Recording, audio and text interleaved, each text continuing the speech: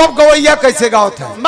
कहे मुड़वा पटका लागे ना और सिरवा झटका लागे ना, वही खेत वही रे रहरी खेते मुड़ झटकत नहीं सुने ऐसे ही गावत है। लेकिन जब बारात चला था तब देखा